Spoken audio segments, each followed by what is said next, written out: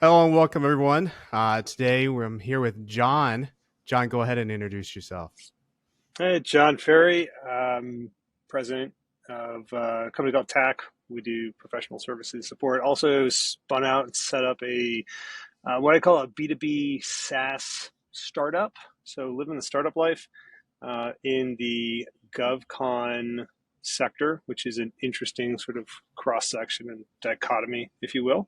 But that's me. So kind of lived in the GovCon game for about 17, 18 years now, really since I was a pup. And now kind of, I don't know, I'm all over LinkedIn opining on various things from small business life to SBIRs to startup and VC. I have many strong opinions about many different things. No, I think strong opinions is what matters in this game because there's too many people with a very few amount of opinions, and I think that's what's navigating the space is people just cogs to a system instead of speaking their minds.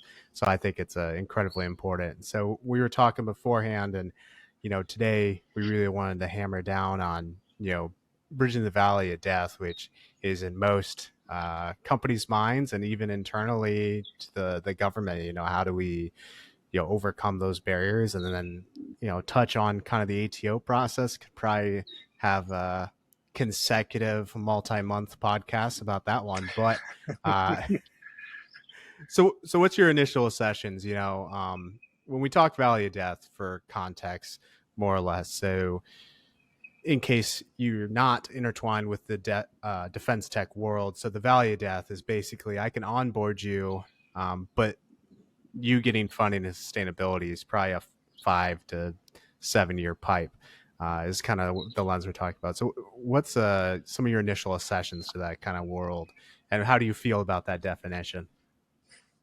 Yeah, it's funny, right? So my background's been somewhat diverse. I kind of started out in this game in rapid acquisition. So back when IDs were big, we were buying things like crazy, with really interesting funding authorities, certain organizations, whether it was JIDO or the REF. And then I spent also a lot of time at DARPA, right? So kind of the other end of the spectrum where, oh, it's brand new technology, never been around before. The Valley of Death is present in both of those spaces, right? So it's not just getting access to capital and getting your things to the field. It's that long tail, right, that creates the Valley of Death. I've also built POMs and budgets in the Pentagon, right? So I've been the cog in the wheel of the machine that functionally creates this valley. And it's interesting because now I've been through all these things. I started kind of being vocal about my opinions about, I don't know, 6 or 7 months ago. And since then, I've had a lot of conversations with a lot of small companies, particularly in the defense space, in the tech space, who are trying to figure out how to break in, right? They have something new and innovative. They're trying to bring that technology to the warfighter, which is, righteous. And they ask, like, okay, so I have this new thing, or I have an idea, I have a new approach to doing this thing. Like, how do I get government funding to do this? And I feel this might sound bad. Unfortunately, like sometimes the best answer is like, well, you probably ought to try an SBIR. And I say unfortunately because I know as those words are coming out of my mouth that they're being set up for pain and frustration. And I'm almost leading them to the valley, which is difficult for me to say. But in reality, if you look, and I've seen the entirety of the landscape of different modes and methods for acquisition and measure acquisition programs all the way down to SBIRs. And, SBIRs, if you're trying to get a piece of technology funded with, quote, non-dilutive capital, that's a loaded term, but, SBIR is actually probably the lowest barrier to entry for technology in DoD. And then frankly, like I've won several SBIR phase twos. I've converted phase ones to phase twos. I've won direct to phase twos. I've gotten follow-on funding for development on non-SBIR funding, so call it a phase three, whatever. Right. So been through all of those valleys and experienced many of the pains.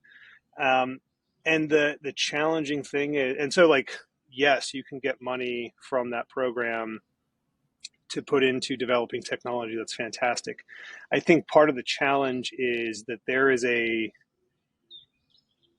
deserved or more often maybe unintentionally misleading narrative that, hey, the government, the DoD really wants your new innovative tech, which they do, right? Program offices, end users, they all want this new innovative tech that folks have to offer. There is a misunderstanding, I would say, on the garden variety, um, uninitiated technologist that I can come in, I can get a phase one, I can get a phase one into a phase two. There are these magical TACFI, StratFi, AppFit things that everyone's hearing about where there's big, big amounts of money. And then at some point, there's this magical mythical thing that's like a phase three and program dollars and Palm and Bess and like they run headlong into the valley, and then they don't realize the valley is there until they're in it, and once they're in it, it's really actually hard from a business perspective to get out because of the way cash Mm-hmm. flow works and the way that programs are run. And so that's and it's actually, in my opinion, getting harder. It's actually Yeah. getting harder, Well, which I find equally frustrating. oh yeah, I mean, and the reason it gets harder, if we could just decompose some of the things, yeah, we're publicly venting about now, is you know, SIBR, right, Small Business Innovation Research, that gets you some capital to start prototyping, and in the guise of the government, the idea is, phase one, you're getting to a 25% solution. Phase two, you're getting up to potentially from a 25 to 50% solution to maybe a 75 to 100% solution, right? More or less, right? You're building this capability from theory to the execution. Whether or not that's actually happening through practice, that is the utopian ideals of that process. And then I'll theoretically, you go get with to you on that. phase three. Yeah. Once you get to phase three, now you have a contracting vehicle, right? Now, if you get to phase three, which is very, very low, I don't know the statistics off the top of my head, but I know, we're I think it's talking like about a 3%. 1% and so, yeah, there you Yeah. go, about 3%. And even to get dollars from there, as you mentioned, when you talk about the Palm cycle, if your customer isn't intertwined with the Palm cycle, the likelihood of them getting you program dollars is about 3 to 4 years out now at this point, unless it co-aligns with a mission objective that was already Palm for, right? And Right. that's kind of the driving factor.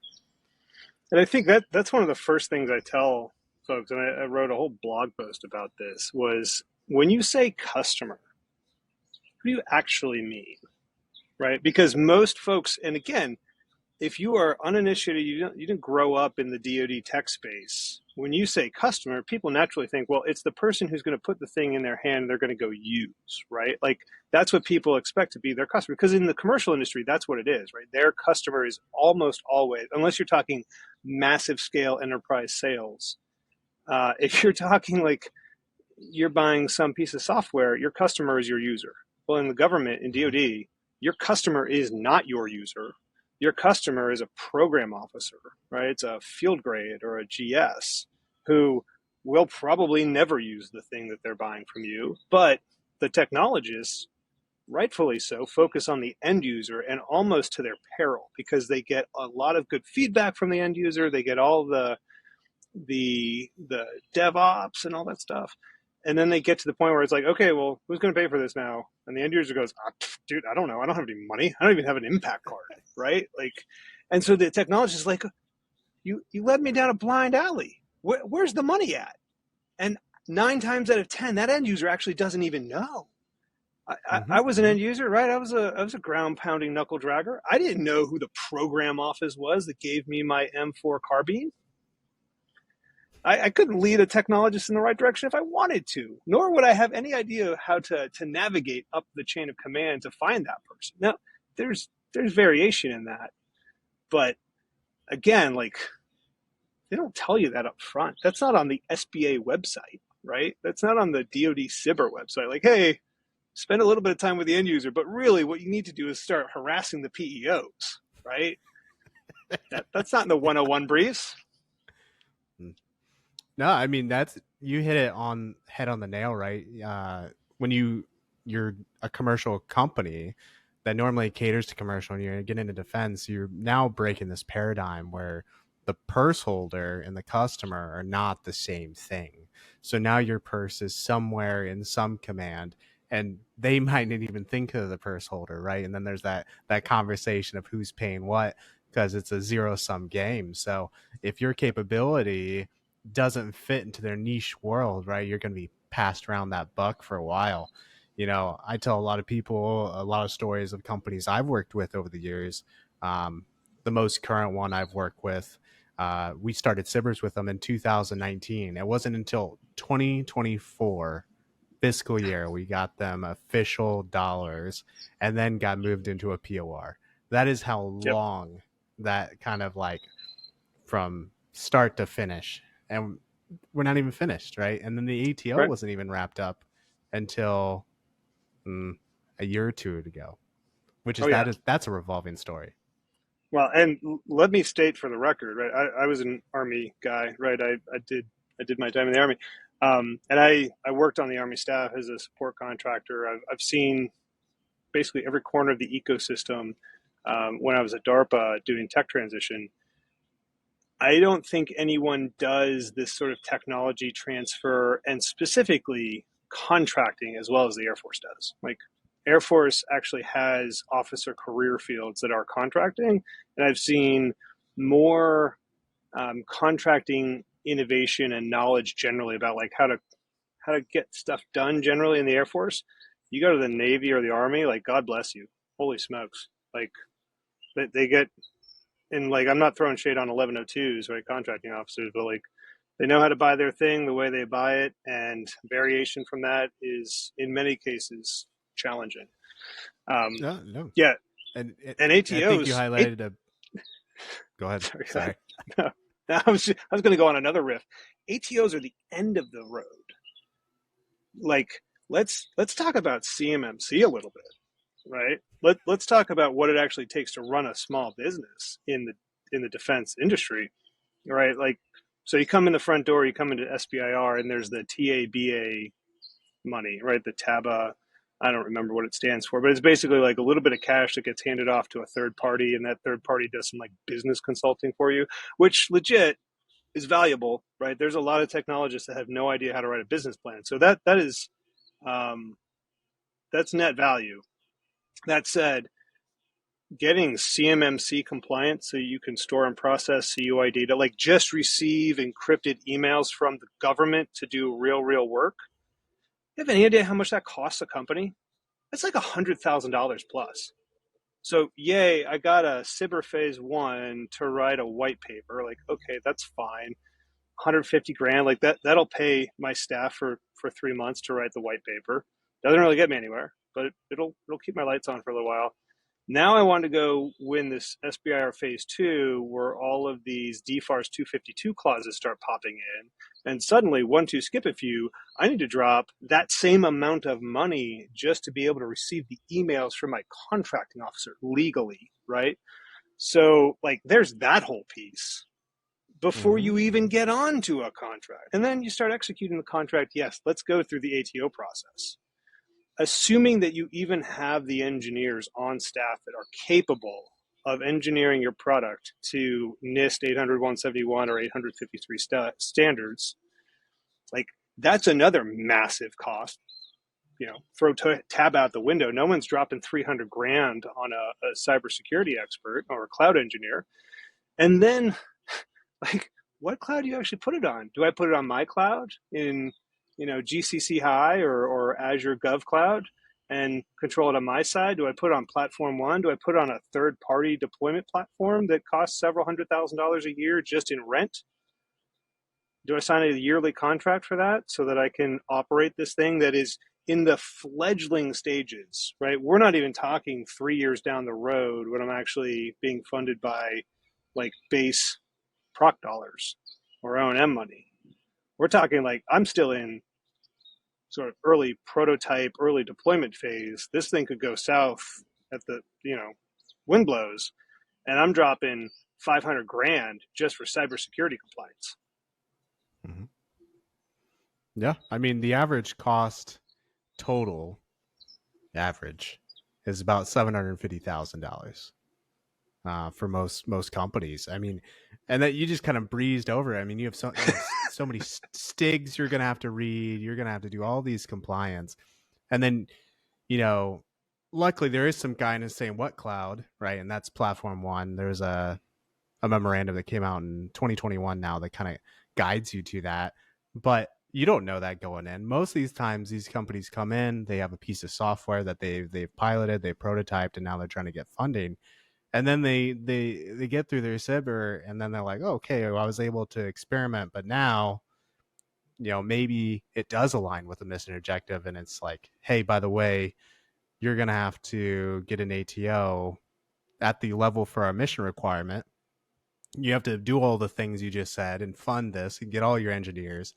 Oh, but by the way, the DoDI says that every AO has totalitarian and authoritative control over their RMF. So even if you get an ATO, you might have to do it again. Oh Thanks, no, no, bye. wait, we just got reciprocity. Well, now, right? I mean, I Now, was yeah. so happy. Yeah, I was so happy to see the DoD chief information officer push out that memorandum and that playbook to kind of tell people, because it all comes down to trust, and that's all the ATO process is it's trust and bureaucratic trust. Those are two Yep. different things that people misco-assign. People think ATO is a technical process. It's 1/4 technical process, 3/4 a bureaucratic process, Yep. because duplicity and protecting the government and taxpayers' dollars is more into that ATO process than actual technical proficiency. And the paperwork, which is convoluted, is literally about 1/10 of the process. And the crappy part is your customer. A lot of the burden of acceleration to get the ATO done fast is also on them. So the government has to be interested in doing that, and you have to be interested in doing that. Yeah. And And it can kill it.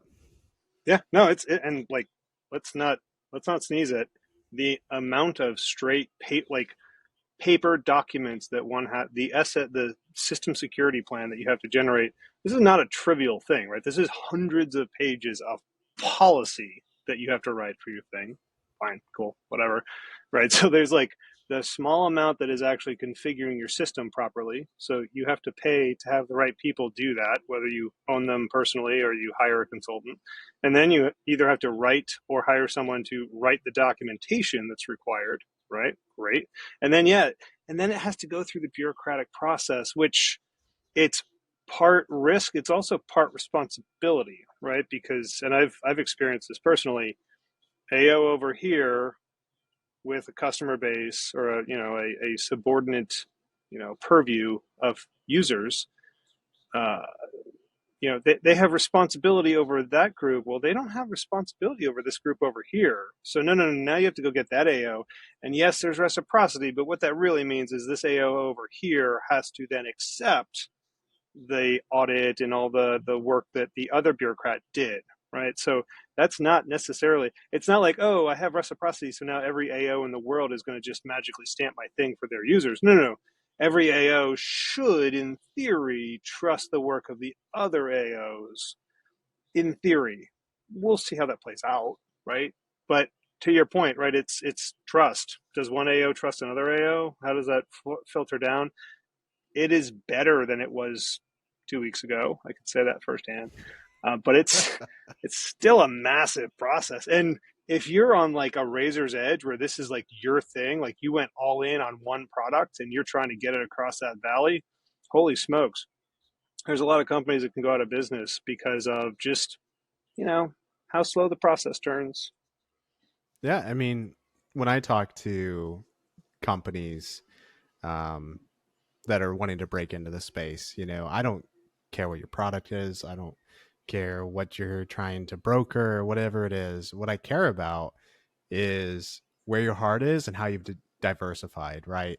That is going to, for now, going to delineate your survivability. How diversified is your portfolio? Is defense, are you here because you're looking for money, or are you here because you're passionate about it? What is that delta? And that's going to determine your success, because if you're well diversified and you're passionate to deliver to a warfighter, you probably will make it. Because as we kind of illustrated, getting funding and then getting permission is literally an uphill battle. And funding, you can get in quick hits through several different things. Some companies I've seen do up to 30 SIBRs and maybe get a couple OTA money. But to actually get programmed money on the docket is another thing. But then the ATO, another thing about it, is not even permanent. Yeah, After you go no, through the it's process, ongoing. it's forever. It could be, maybe you got a 6 month, maybe you got a 1 year, maybe you got a 3 year. Yep. And then people tease out these things about a continuous ATO. A continuous ATO is supposed to be transmissible, and it's not, right? Right. And you have all these things.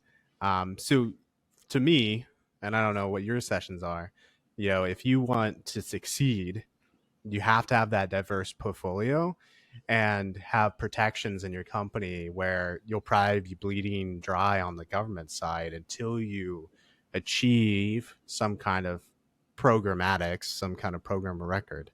I don't know what's your sessions on that. Yeah, I would agree there, and I've been fortunate to have, I call it, a diversified portfolio, right? Like, if you have one thing, right, you want to sell that one thing. Right? Let's say you have this new software for, I don't know. Let's go with cybersecurity for platform autonomy, right? Autonomy is a big thing. Cybersecurity is a big thing, right? So assume that that's your big thing, and you want to sell that, okay? And let's assume that, like, the remote piloted aircraft community loves your thing, right? So that's your end user, not your customer. But, like, you've got a thing, you've got a customer that in theory wants your thing. Awesome. That's a great, call it product market fit if you want. Not really an appropriate term. So there's some strategy there. There's also just some prudent business sense. Like, you need to minimize your risk of dying, because you can accept on the front end that the bureaucratic process is going to take as long as it takes, and it may take a long time.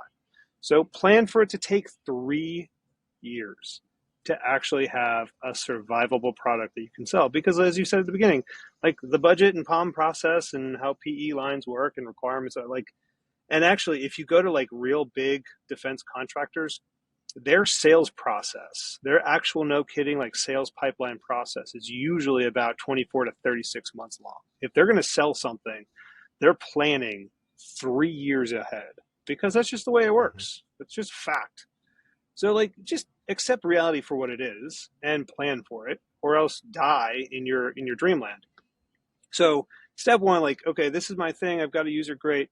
If you're going to go after cyber money and you win, like, okay, you get a phase one, you get a phase two. I've talked to a bunch of folks who are like, oh, well, I got the phase two. Okay, well, did you get another one? Did you submit to another topic? Are you submitting to more phase ones? Well, no, I got the one. I didn't know I could submit to more. Or, like, I already got an award. Like, and I'm not allowed to, like, sell the same thing to two different people, or I have to disclose it or whatever. Like, no, like, take your technology. Like, this is pro tip: take your technology, whatever it is, autonomy, cybersecurity. Like, it's a cybersecurity thing, right? It's an autonomy thing, right? It's an automation thing, right? Look for all of the topics that are potentially relevant to your thing. Are they going to be a little bit off axis from your main core product? Maybe, maybe not. But continue to submit and bid, and don't just look at SIBRs. Look at OTAs and other types of investment dollars, and, like, diversify your funding portfolio.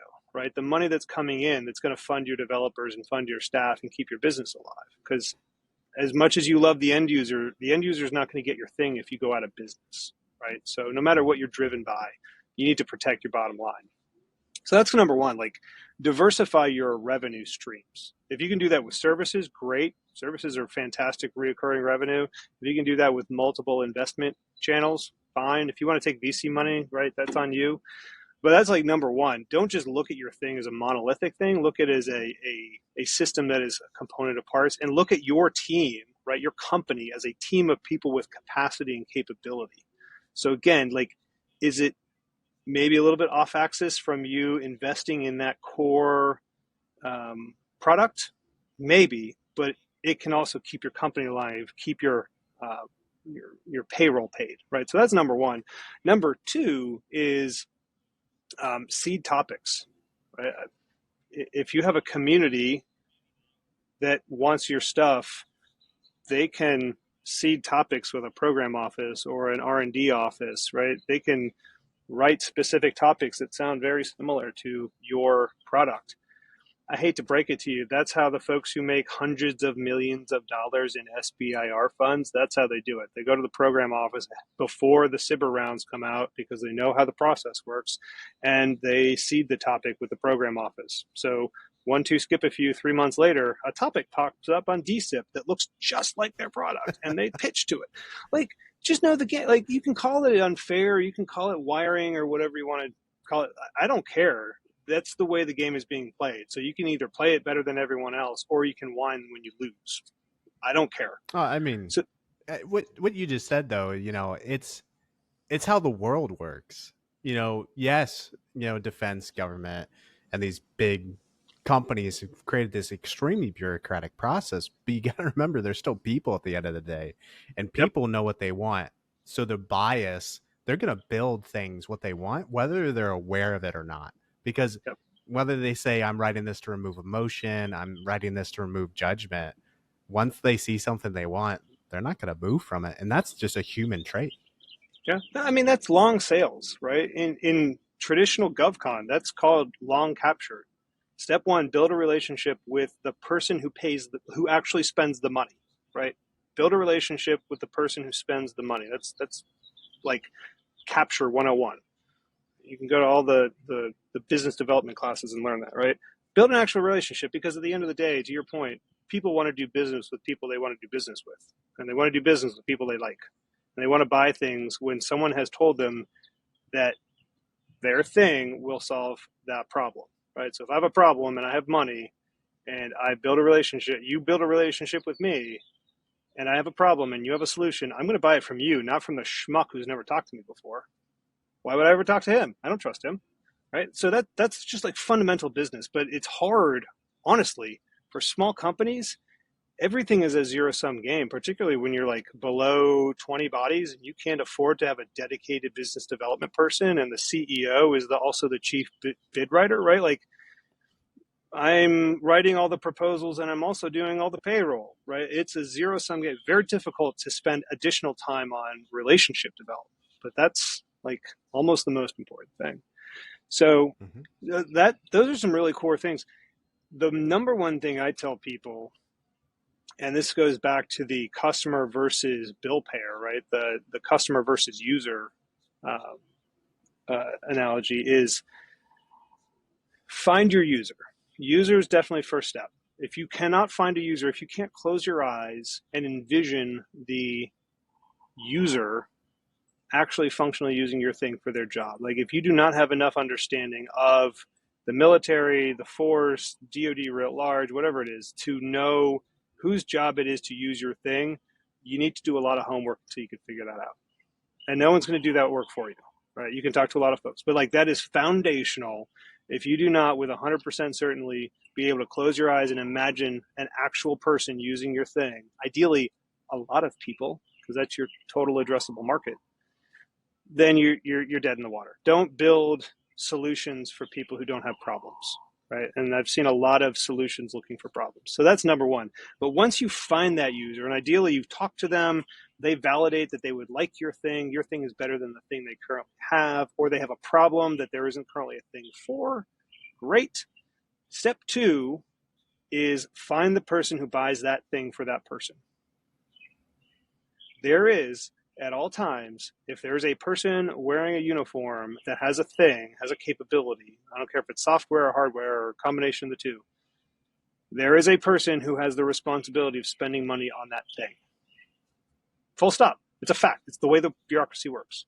you have to find that person, and don't expect the person, right, the end user, to be able to point you in that direction. You probably have to point them in that direction, right? And so that is the big thing. And once you can figure out who that bill payer is, and this is not mythical, right? This is not hard to find. They're program executive offices.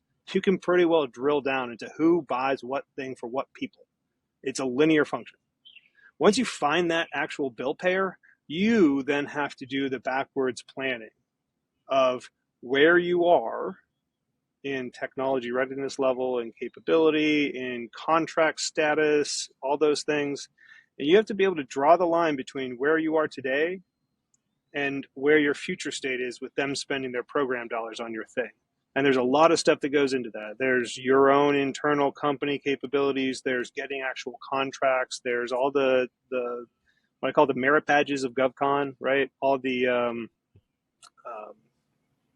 the requirements, right? There's all the requirements for your product, because if you're building a drone, you don't just need ATO. You need like airworthiness assessment, and you probably need like an FCC waiver for the RF, and you probably need what the mill group release for using military frequencies. Like there's a lot of different things that you have.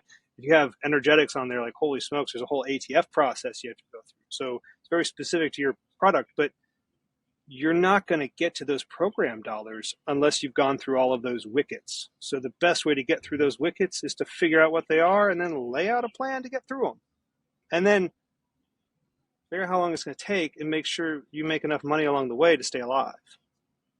Yeah. Yeah. No, I mean, a lot of things you laid out there. I mean, that's the nitty gritty. And one thing I wanted to circle back to, right? You mentioned those PEOs and finding those. The nice thing about a lot of what we're talking about is all public knowledge. There's no Yes, like hidden veil. it's not hidden. You can Google, yeah, you can Google search right now, program executive officer, and you'll get bios of every single commander over that PEO right now.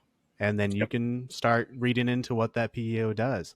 I'm not saying they're going to listen to you, but I'm saying at least you'll know, right? And you'll Yeah. understand reading those bios what they value, where they came from, what's their pedigree, and then how to get after that. And then understand, like you said, they're not going to waste their breath on you at that level until you get through those wickets. So you're going to have to work with your end user customer and some middle management, some kind of middle manager of some sort that cares about the process to get through those wickets, and you're just gonna have to eat that lead, if you will.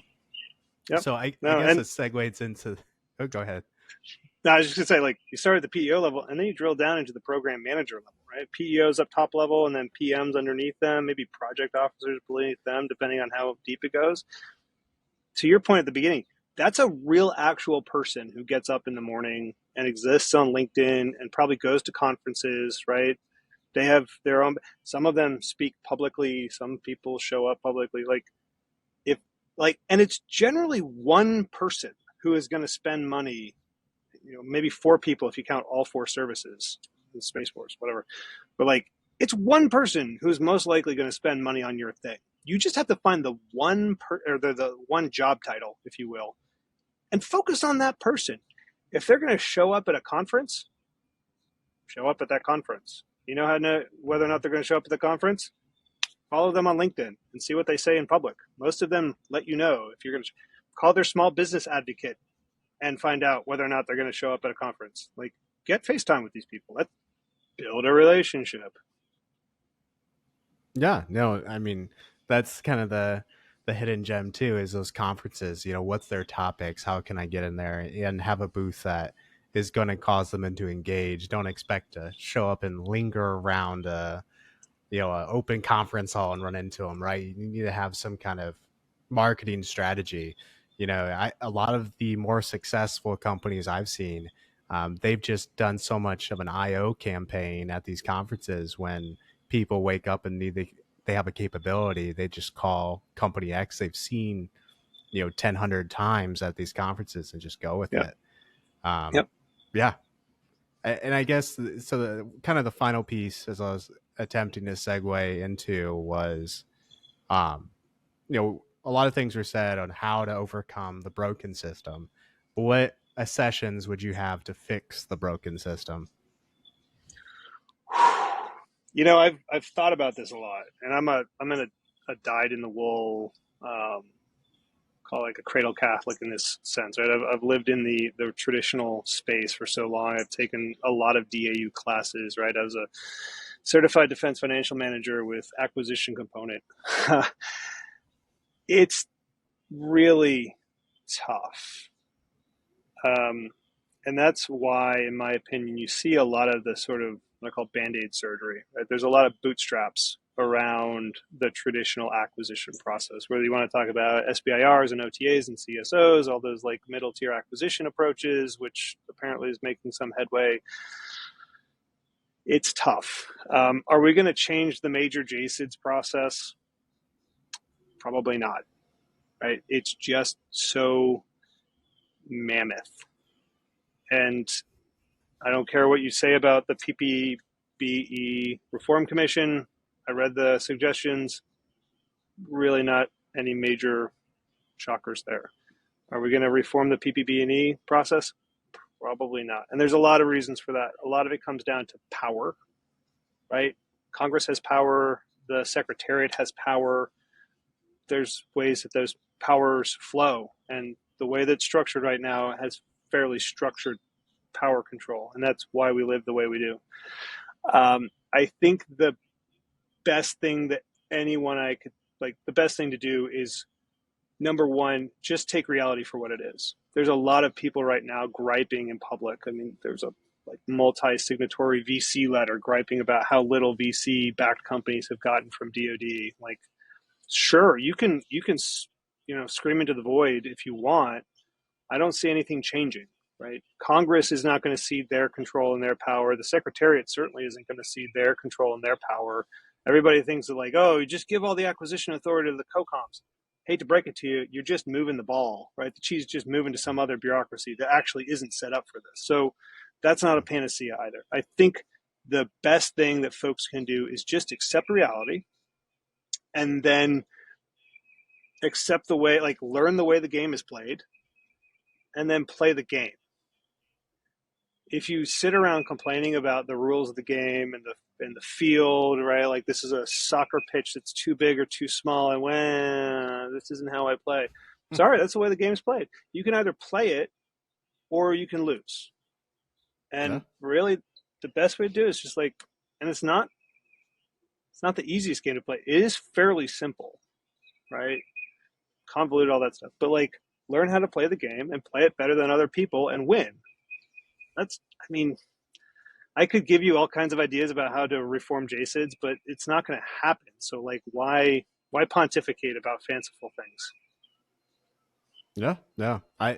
While you were talking, I was reminded of the Army general that kind of he gave a speech recently, and he was saying, "I'm tired of talking through requirements and all these things. I just give me a credit card, and I'll go to Cabela's and I'll buy the Army's next gun."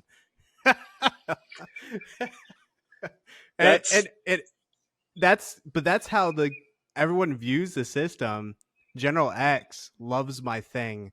I yep, can get money. And don't get me wrong, anybody inside the process wishes that is how things worked. I yep, have money today. I can spend. I will go do it. And by all means, they have some money. But as we illustrated, they're not the keeper of that money. They have no, somebody on staff that has a process that's going to de-risk that money. They're going to make sure it's the right color money. They're going to make sure it's the right PEC. They're going to make sure it goes into here. And maybe at the end of the day, they don't have the money that they think they did because yep, your capability is maybe now it's IMSC money, or maybe it's, some other organization internally that's job is to do that. And that's kind of what it is at the end of the day. So I think what you said, it's a game to be played. You play it or you don't. yeah. So I mean, that's yeah. beautiful. There's plenty of people who whine about losing. And on that note, right, I just want to dispel that myth. We did that, right? We had massive, massive billion-dollar credit cards during GWAT, right? I worked at the Joint ID Defeat Organization. They had 3-year colorless money, never seen before, never seen since in the history of JSIDs. They could spend it on anything, and they had billions of it, and they did. They spent it on all kinds of different stuff. one to skip a couple of years later, I was in the Pentagon in the G3, right, the operations directorate of the Army, which is where requirements get validated, and I actually was building palms um, during the OCODA base discussions, right? So, Afghan war or Iraq war had closed, the Afghan war was dragging on, and all those things that we bought with overseas contingency operations money, that credit card cash that we spent, and we spent it on all kinds of different things. How many of those things got transitioned from OCO to base? Almost none of them, Hmm. because they didn't fulfill a valid requirement. They weren't enduring requirements. Once we left Afghanistan and Iraq, we didn't need MRAPs anymore. In fact, we couldn't drive MRAPs on US roads because they destroy the asphalt. So, like, I understand the process is slow and the process sucks. And I've been the operator who complains about the rifle that was bought by, sold by the lowest bidder. Got it. Like, let's respect the process a little bit because it was put for a reason. And the things that it does, we take for granted, right? The things it does is it makes sure that our radios actually work and that, like, we have supply and like spare parts when we want to fly our planes, not to touch a sore subject. Like, people are trained to use the things that we buy. Like, I think people lose respect for the fact that the Department of Defense is essentially a managed culture and society where millions of people are clothed, fed, housed, and employed. And every aspect of their life is managed, from the work they do to the learning that they undergo and the tools they use for their job. And if anybody else in the world, any other institution had to do that, if Walmart had to care and feed, clothe, and house their employees and also determine, what tools they used for their trade, Walmart would have a huge, slow bureaucracy too. So, like, I think there's a little bit of a myth that, like, oh, the bureaucracy is so nasty. Like, actually, you just don't appreciate the good things it brings. Yeah, no, I mean, that is a good way of explaining it. A lot of the corporations, they, especially small businesses, which is the preponderance of people trying to break into it, they don't understand that complex business culture because they hire for culture. They keep only people that believe in their culture, ideally, maybe more or less. Accessions to be made. At Utopian least environments. Yeah, they're at least Um, able to fire on a regular basis if someone doesn't work out. Can't do that so yeah, much in the exactly. government. No, you get what you get, and you have to grow it. Yep. In which I talk about all the time. Some of my internal frustrations, because internally, uh, in defense, a lot of people I've known over the years, it's like, oh, I wish I could get rid of this guy, or I wish I could get rid of them. But the reality is, you can't. So as you mentioned, the system's also built around them. So how do you enable a mission with people that may not fundamentally care, make them care, and do the thing and make sure the equipment matches what they need? Yeah. It's Always an building to the impossible mean. mission. Yeah, it's Yeah, really really hard. It's really hard. yeah, absolutely. But with all time aside, I appreciate the conversation. I would love to drill down more on this, but these conversations will take hours and hours to kind of hash them out and explain everything. So I thank you for your time today, John. I look forward to publishing this and seeing what the reviews come in. Yeah, absolutely, man. Keep in touch. I'm kind of an open book, so happy to opine on the many things.